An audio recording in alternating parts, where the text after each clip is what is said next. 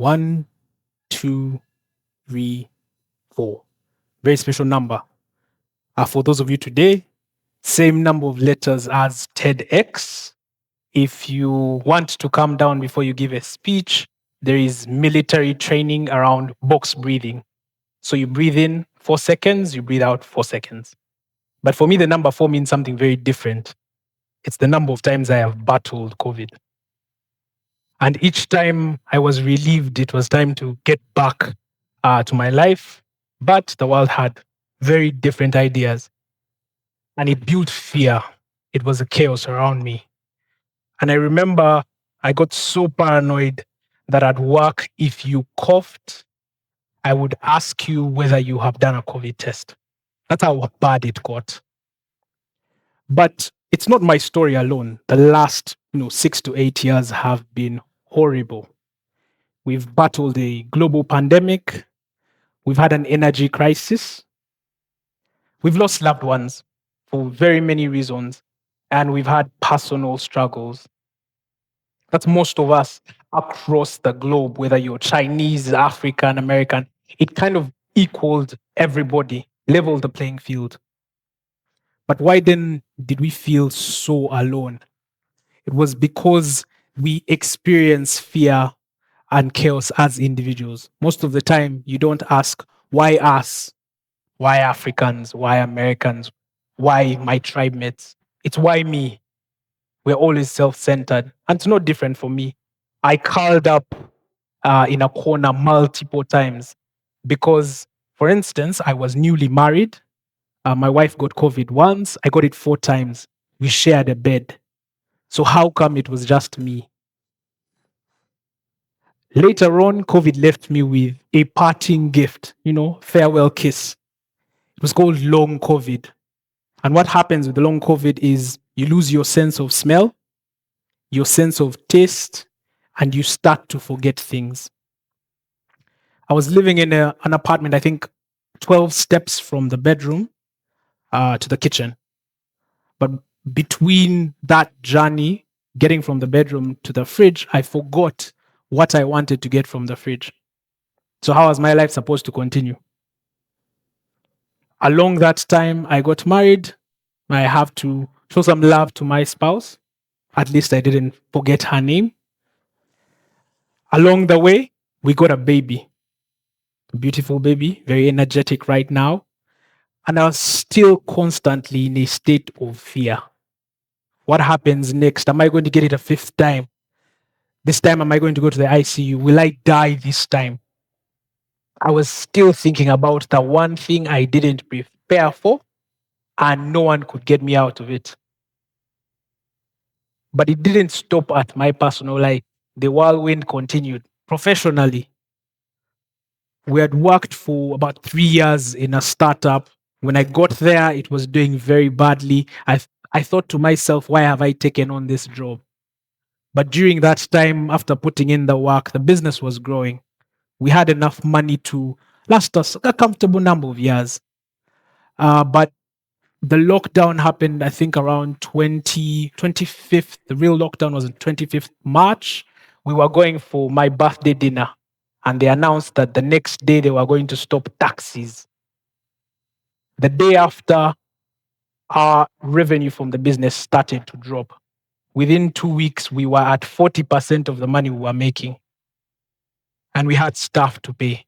What was going to be my reason at the end of the month for not paying them? But I was still struggling for breath. I was at home. I couldn't drive to work. If I had a phone call after 5 minutes, I would excuse myself because I can't breathe. So the chaos continues, the chaos within all of us. And still, that was not enough. We faced a cyber attack. I was obsessed with work that every day around 6 a.m. in the morning, I would log into the systems just to see if the money was there. And I didn't know why that was important until the day the money wasn't there. And I called the office, have you moved any money? No. We ran a couple of investigations and realized all that we've worked for has been taken away by some hackers. So you have to rebuild your life, rebuild your business, rebuild your health. Eventually, I decided to reset, took on a new opportunity. I went to Safe Border. Wonderful brand, loved by customers. But guess what? The business had been in a 2 year lockdown. So I joined right at the time when we were supposed to get out of the block strong. An economic crisis, capital markets collapse, all the plans for the business have changed. Soon afterwards, my boss leaves to go back to England to look after his family, and I have to take over a department and get it profitable within a year. I barely knew the team. Down the line, corporate restructuring, global. You see people on LinkedIn, a few months, hi everyone, I've joined Google. Hi everyone, I've joined Microsoft. 6 months down the line, I have been restructured, open to work. That was the story of the whole globe. But I was also facing it. I had to let go of people I didn't even know, people who had families. So again, why me? But when you think about it, even the business was struggling for breath. Because without money and without customers, it's either a few or all of us. That is the chaos which we all face. You don't go out to seek it, you can't even prepare for it. And every time we endure it, we get just a bit more afraid. You have a few jars where you can put notes. When you have a bad experience, you say, this should never happen to me, I should avoid it. You drop something into that jar. You look at the jar where you can say, I am courageous, I am confident. You bypass it. And over the years, you tip the scales in favor of fear. Now all you see is red flags. That job there, do they pay well? When was the last time they restructured? My relationship isn't as good. You start to only see the things that bring out your insecurities, your fears. But we didn't grow up like that. In fact, I have a daughter. She's almost 2 years old, and she is a menace. You're always telling her, don't do that, don't touch that, not yet. But she ignores everything I tell her. In fact, from birth, she has been challenging the status quo. When she was born, she couldn't breathe, but the doctors struggled to put a cannula into her nose. She kept yanking it out until eventually they said, we'll have it on hand, but let her try to breathe. And she spent the whole night breathing. And every day we see her challenging all that we think about. But I'm happy about that. Why? Because she's not afraid. And by not afraid, it's just an exaggeration. She fears every living thing apart from humans, a bird, a fly, a dog. But she likes the outdoors. She will cry for a few minutes, but all she needs is you to stand beside her so she can play with the dog. But if it bites her, you're there. It doesn't stop her from engaging with life. So why then do we fear?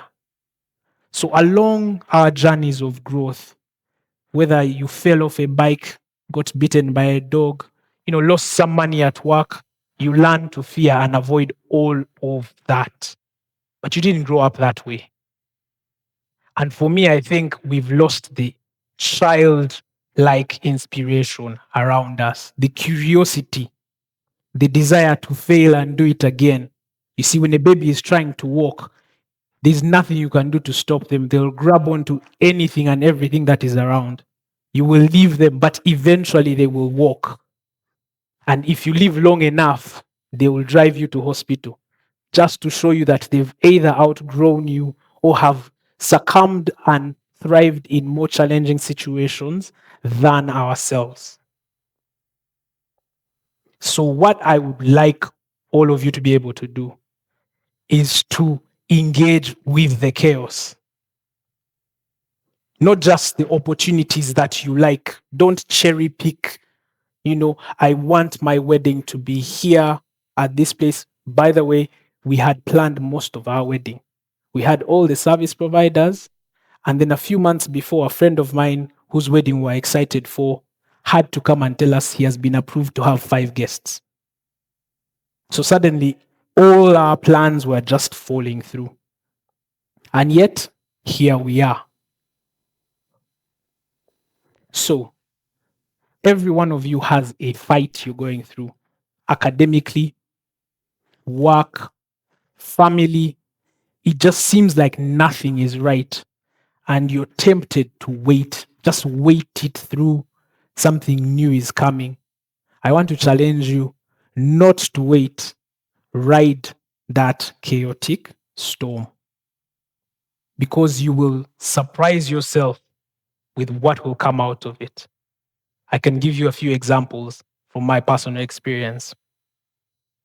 Because we nearly lost a business, and so as a newly married person, I had the risk of not having an income. The next thing I did was try and build a home. And I moved in last October. Not glamorous, not finished, but now I can feel that if another challenge similar to COVID comes, one less problem to deal with. My memory still very hazy, but last year I took on a course. Not because I could do it, but I wanted to see whether I would remember everything I studied. And luckily, I excelled at it. But all of that is just to show that within us, every chaotic situation simply builds you for better, builds you stronger, builds you to last. And I hope the next time you face a chaotic storm, you at least remember there's one other person, myself, or a John in India who is facing a similar situation to you. And the feeling of I am alone is not true. There are many people like you. During COVID, there were many people who were excited. I've gotten a scholarship. I'm going to US, I'm going to Japan, I'm going to Europe to study. And then as soon as you land, you get into quarantine. There was this speech, 21 days, wait a little longer. And then suddenly you've finished your master's degree. You're on the way back to Uganda. People are asking you, how was Europe? And all you can describe is your hotel room, right? You have a new job. You're thinking about buying that car. You get a loan. You're guaranteed to pay it back based on your income. It's taken away. And all you feel like is the weight of the world. There are more than 8 billion people in the world today, and all of them experience the one same thing, COVID-19. And if you're alive today, we all survived it. So you have a friend and a partner in everyone that you meet. And so when you feel lonely, just look to your left or look to your right, and there's someone battling something just like you. Thank you.